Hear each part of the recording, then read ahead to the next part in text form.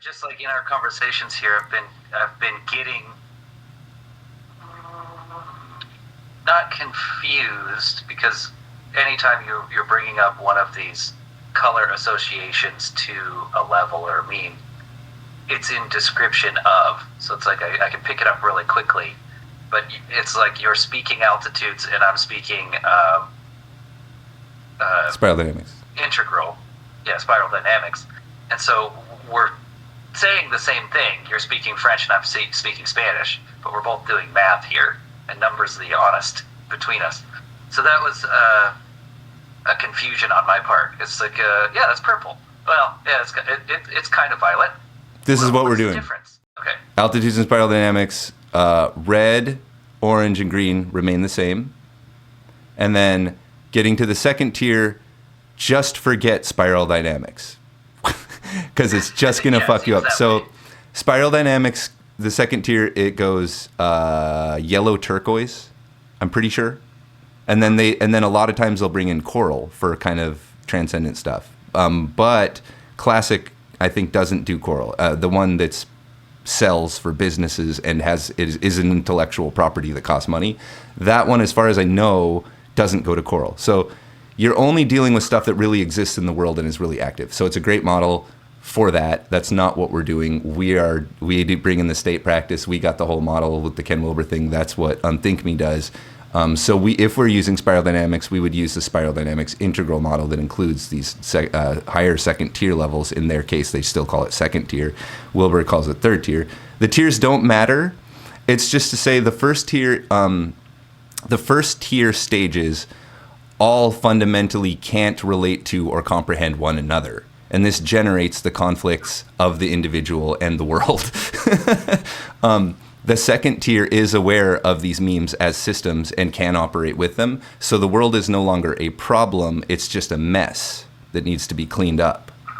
The third tier no longer cares about the world in that sense, because it understands that what it is senior to the actual gross realm, the actual experience of life, being a person in the world. So these are three entirely different ways of approaching reality. So that's why they're not just stages, but tiers. And the legitimacy of each one is established in a very different way.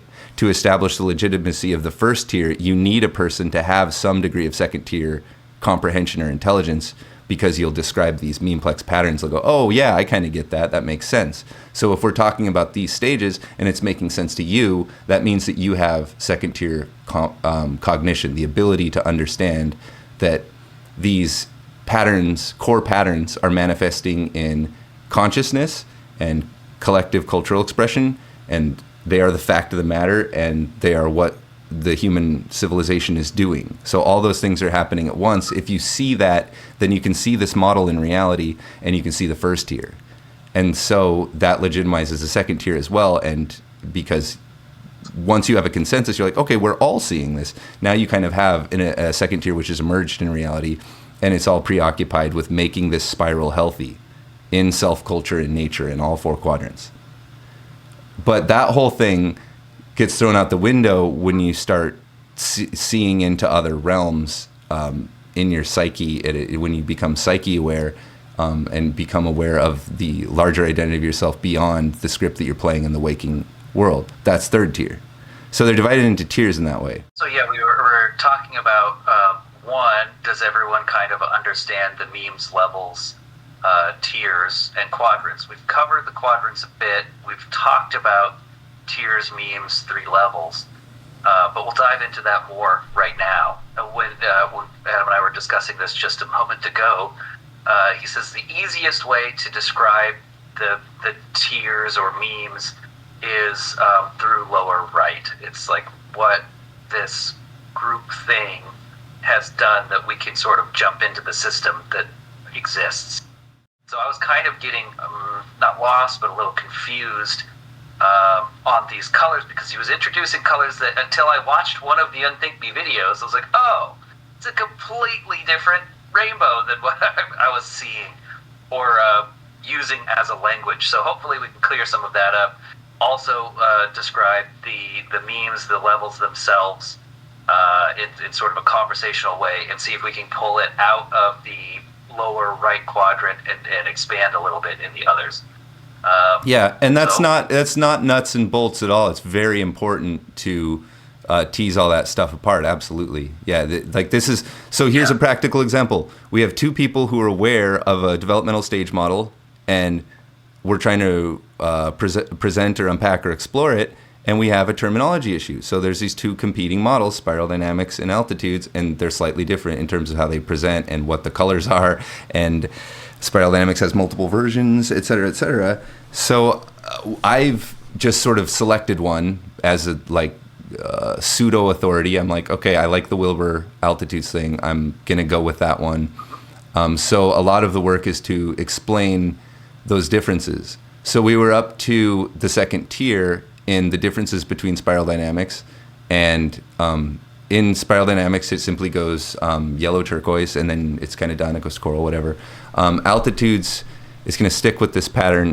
The second tier is just teal and turquoise, and then so teal is the emergence of second tier consciousness, which is an awareness of the first tier stages, or an ability to kind of intuitively.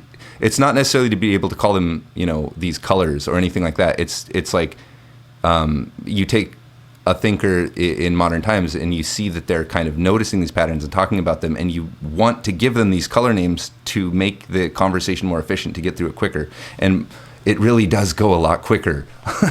I mean, I'm seeing this. It's speaking a common language rather than. I agree with everything you've said in your entire life. Part. This is the colors are guidelines, and it's giving us a language so that we can talk about a concept that's harder to.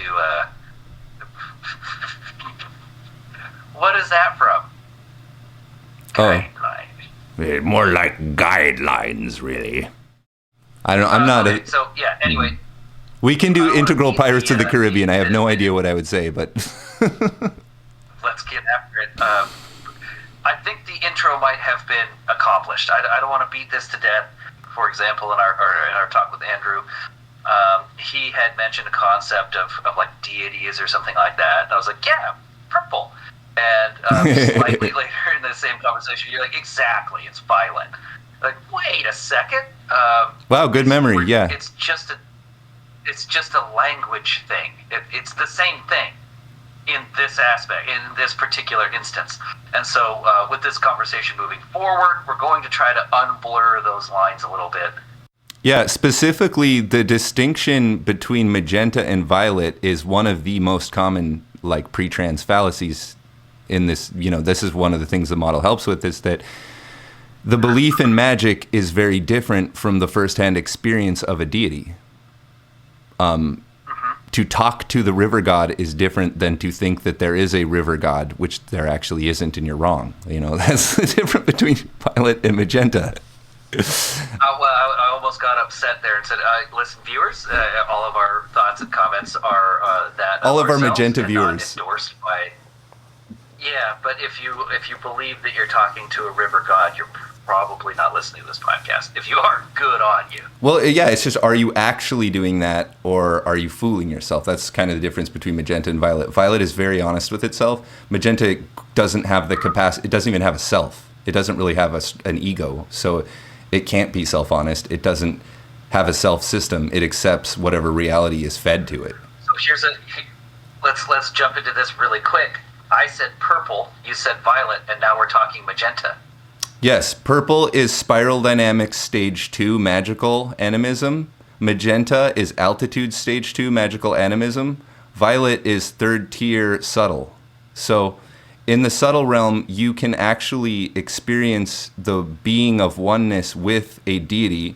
It's a psychological phenomenon, but it's a direct first-hand experience where this thing that in the gross realm that I'm experiencing as the body, ego, consciousness of Adam and the environment Adam's in goes away and is replaced with bright patterns of light and a personal identity as this thing that is throwing emotional, powerful content at me is me, because me isn't in the violet realm. That there's the me is sort of more fluid and amorphous. It's there, but it's not this really well-defined self, body, sense system, because that is not real. It's imaginary. So as you relax that, you kind of dissolve into environment and mind and psyche. So violet is psyche aware. Magenta isn't even ego aware. Is not even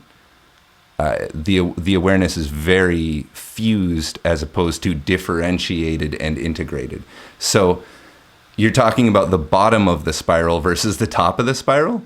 But this pre-trans fallacy does occur. This is the New Age movement, is a mistaking of violet illumination for purple or magenta magical animism. I've participated in this. In some sessions, you go into a little yurt and sit with 4 people and commune with higher theta brainwave subtle realities.